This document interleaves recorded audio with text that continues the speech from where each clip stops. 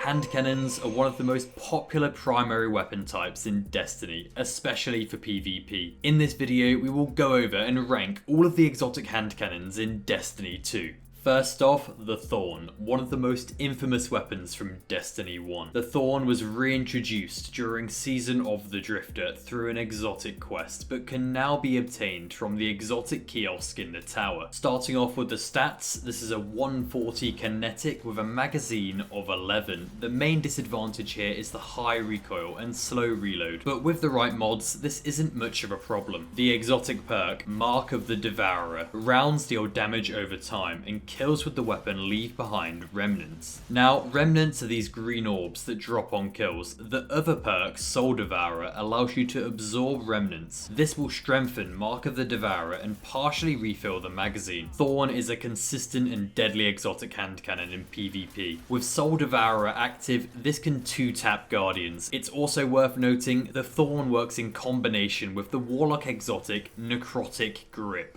This will allow you to spread the corruption without the need for melee kills. In any case, this is a fantastic weapon and earns a position in S tier. SunShot was introduced at launch as a reward during the Red War campaign and is now available as a random drop from exotic engrams. Exotic engrams can be tricky to actively target. That said, Xur offers a fated engram every week, which is guaranteed to give you an exotic you don't already have. It's also worth noting the season pass will also have exotic engrams in it. SunShot is a 150 solar energy hand cannon with a magazine of 12. The catalyst for the weapon drops randomly at the end of strikes and crucible matches. The catalyst will increase both the range and stability of the weapon. The unique perks on the weapon are Sunburn. This weapon fires explosive rounds and highlights targets that take damage from SunShot. And Sunblast. Targets killed with SunShot explode in solar energy. This perk combination allows the weapon to be an absolute beast in PvE. The high magazine and sheer utility make the SunShot a reliable, fun PvE weapon. For those reasons, I'm going to have to put it in A tier.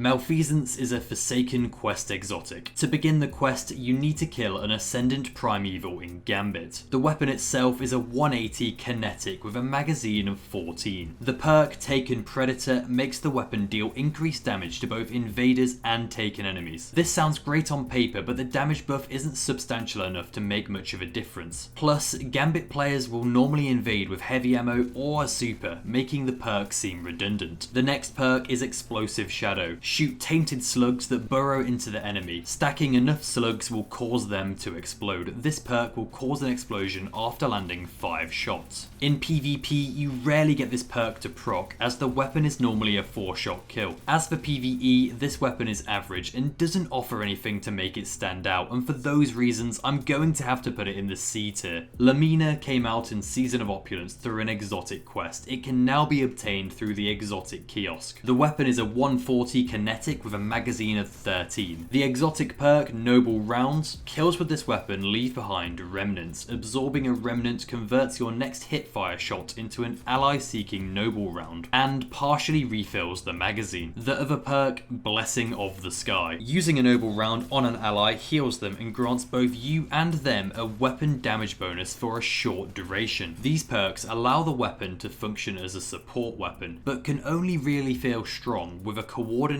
team and the catalyst. The Lumina catalyst drops randomly as a reward at the end of strikes, crucible and gambit matches. The catalyst allows you to gain 2 remnants per final blow instead of 1. Overall, a very interesting weapon, but too situational for most engagements. I'm putting Lumina in the B tier. Sturm was introduced at launch through an exotic quest on Nessus. The weapon can now be obtained through the Exotic Kiosk. The weapon itself is a 120 Kinetic with a magazine of 9. The exotic perk allows kills with the weapon to fill the magazine of the currently equipped energy weapon, and kills with the Drang sidearm reload this weapon and overflow a bonus damage round into the magazine. So to take full advantage of the perks, you should use this weapon in combination with the Drang sidearm. To obtain the Sturm catalyst, you must defeat enemies on Nessus. The catalyst will increase both range and handling, making this weapon one of the highest stat 120 hand cannons in the game. Being that 120s are strong in in PvP at the moment, this weapon alone without Drang can still be really strong. But paired with Drang, it's even possible to get 2-shot kills in PvP. Overall, a fun and unique weapon that can be used in PvP. With its current PvP dominance,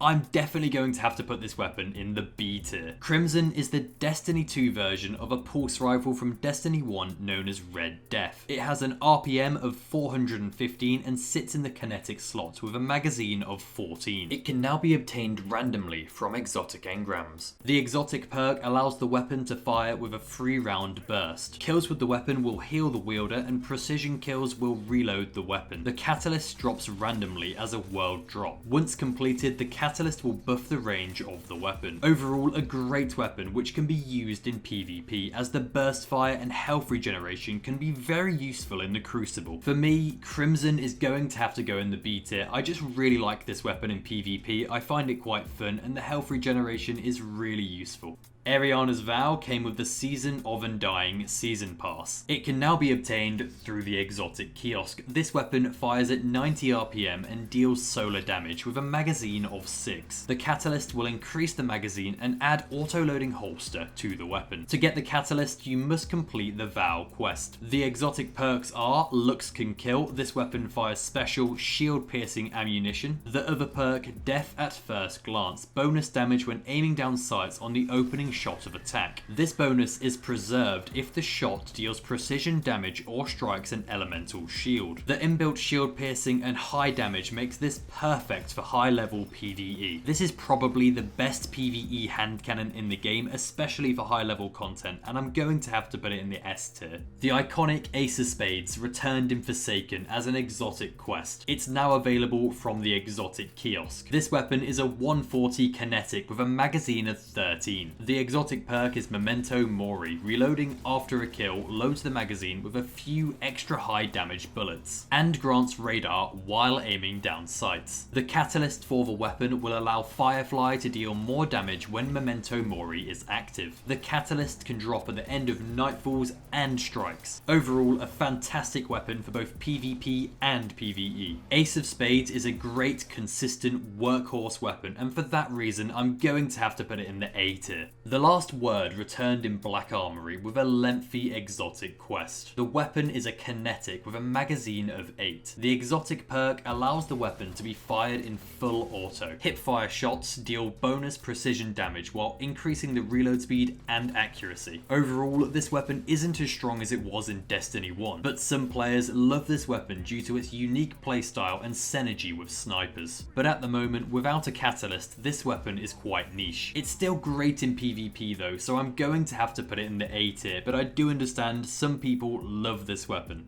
Hawkmoon returned as a quest exotic in Season of the Hunt. This weapon is a 140 Kinetic with a magazine of 8. The exotic perk Paracausal Shot. Final blows and precision hits with Hawkmoon grant stacks of paracausal charge. The final round in the magazine deals bonus damage based on the number of stacks. It's also worth noting this weapon will eventually have random rolls, so it's not currently at its full potential. In its current state, it has very good base stats, and the exotic perk can feel good in PvP if you're very accurate, but without random rolls, I'm going to have to put this weapon in B tier. There you have it, there's my ranking. Now it is worth mentioning that I do actually play on PC, because I know some players find it easier to use Last Word on certain platforms. But apart from that, thank you so much for watching. This is probably the biggest video I've ever made, so we'll see how this goes down, but like I said, thank you for all the support, and goodbye.